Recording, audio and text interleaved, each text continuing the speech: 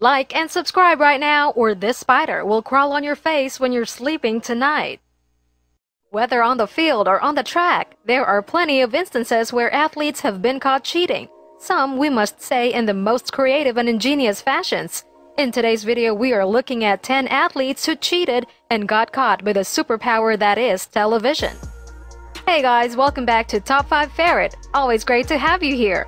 If this is your first time on the channel, be sure to subscribe and turn on the bell notification so you'll be the first to know when we upload a new video. With that out of the way, let's get straight into today's video. Number 10. Boris ONISHCHENKO. If you were born anytime after the 80s and didn't read sports history, you probably never heard of this former Soviet pentathlete. Boris was an award-winning athlete for the USSR. Well, that was until he performed one of the most ingenious cheats the Olympics has ever seen. In the 1976 Olympics in Montreal, during the fencing event, Boris ONISHCHENKO made use of an electronic cheating system in his gloves that allowed him to score points without making contact with his opponent. How that worked, we still aren't sure, but his opponent at the time, Jim Fox, queried the points, and after investigation, the cheat was discovered and ONISHCHENKO got disqualified. Back home, he got dismissed from the Red Army, fined 5,000 rubles, and stripped of all his sporting laurels. He ended up as a taxi driver in Kyiv. Yikes! Number 9. Olympic badminton teams. You'd think that every team's dream is to go through an entire tournament without having to record losses. Well, this was the exact opposite for the badminton teams of China, South Korea, and Indonesia. During the London Olympics in 2012, these three women badminton teams were found to be intentionally losing their early-stage matches. Turns out, it was a strategy to get some of the easier matchups during the knockout round. Well, they weren't losing professionally enough, so their flimsy mistakes were called out. This dubious strategy was eventually brought to light, while the teams got disqualified. Number 8. RESTO.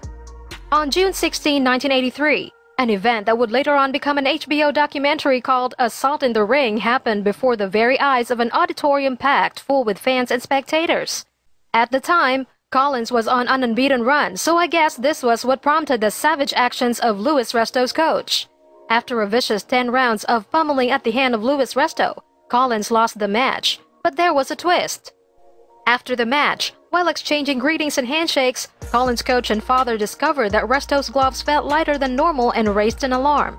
The gloves were checked and it was discovered that Coach Lewis had removed some of the paddings in the gloves, making the blows much heavier than necessary. After much investigation and a court case, both Lewis and RESTO were given several years of jail term, and RESTO never got licensed to fight again. As for Collins, he suffered irreparable eye damage after the match, so he could never fight again either. This affected him psychologically. He eventually slipped into depression and died at a young age of 22 after getting drunk and driving into a culvert near his home in Tennessee. Number 7. Dwight Howard. Dwight Howard's case was what we would call a really sticky situation. A free throw had been awarded to the Hawks. The player who stepped up to take it was Paul Millsap, but he rejected the ball, complaining that it felt sticky. The official of the game went to each team's bench and found a can of stickum at the table of Dwight Howard. This was a spray that players used to use in sports that involved gripping the ball to get a stronger grip, but it was already deemed illegal in the NBA. The only thing Howard got was a warning and nothing more.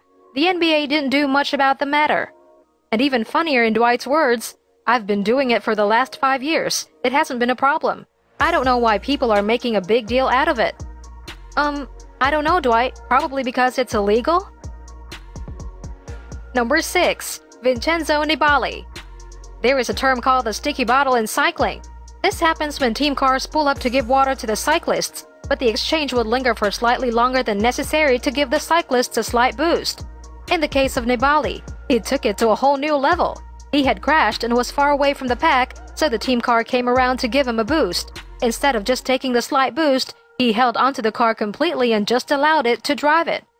I guess it just wasn't Nibali's day, as he still ended up not winning that race. Not winning is an understatement. Nibali finished in the 31st position out of about 160 cyclists. What a waste of cheating. And yes, he got disqualified for his actions. Number 5. Julie Miller. Our number 5 pick is a triathlete that once won a race without actually running. In July of 2015, Julie Miller won the Ironman Canada.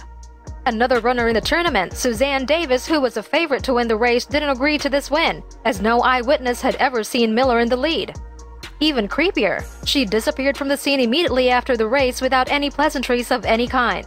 Davis and the other runners went into investigations by studying photos, videos, and official time data from the race, plus interviewing some eyewitnesses. The conclusion released by the Ironman board was that the reason there weren't many eyewitnesses sightings of Miller was that she didn't race. She only darted in and out of the course, thereby removing a large part of the work. The result: Miller got disqualified from the race along with 2 other races she had supposedly won. But Miller continued to insist that she had won all her races fairly. Is there something spooky going on here? Or was Miller actually cheating? What do you think? Let us know down in the comments section below. Number 4. Sal Alossi. Usually when you hear about cheating in football, your mind would go to drug use. But in 2010, Sal Alossi, the strength and conditioning coach of the New York Jets, did something much more sinister than just using drugs. In a game against Miami Jets, the Miami cornerback Nolan Carroll had run out of bounds on punt coverage when he got tripped by Coach Alossi. Coach Alossi later admitted to intentionally sticking out his knee to trip the player, and he was ready to take full responsibility for his actions. He got suspended for the rest of the season and was fined $25,000. He has not come back to work in the NFL since. As for Carroll, he only suffered minor injuries and even came back to play in the same game. Number 3. Romano FENATI. We have seen different levels of cheating on the list so far, from dumb to downright dangerous, but this one is a combination of both. During a race, this Italian motorcyclist thought it would be a good idea to pump the brakes of a fellow rider at over 130 miles per hour. This could have gone wrong in a lot of different ways. Thankfully, it didn't. FENATI, however, got suspended for 2 races and got sacked by his team.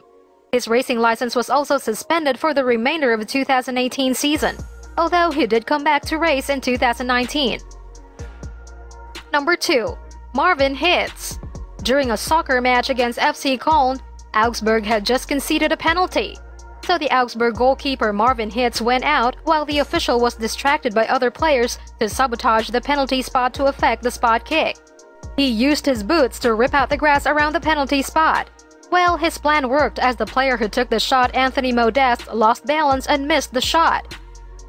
Augsburg later won that game by 1 goal, and the goalkeeper didn't get any serious punishment for his action, apart from a few words of criticism from his manager and sporting director. Number 1. Diego Maradona. If you have ever heard of the hand of God in soccer, this is it, the greatest handball to ever be seen in the game. During the 1986 World Cup quarter-finals, Argentina, the home of Diego Maradona, was playing against England. The game had gone goalless until the 51st minute when Diego Maradona received the ball from midfield and eventually scored by pushing the ball into the net with his hand. The referee did not see this foul and allowed the goal. It eventually won Argentina the match and even that 86 World Cup. When asked about the goal post-match, he said the goal happened a little with the head of Maradona and a little with the hand of God, a term which has now somehow become one of the most legendary quotes of all time in the game of soccer. And speaking of time, guys, it is time for us to go. If you liked the video, please smash a like on the video. Are there any scandals and cheating instances you felt we missed? Be sure to let us know down in the comment section below. Don't forget to subscribe and turn on the bell notification so you get notified when we upload a new video. Thank you so much for watching. See you next time.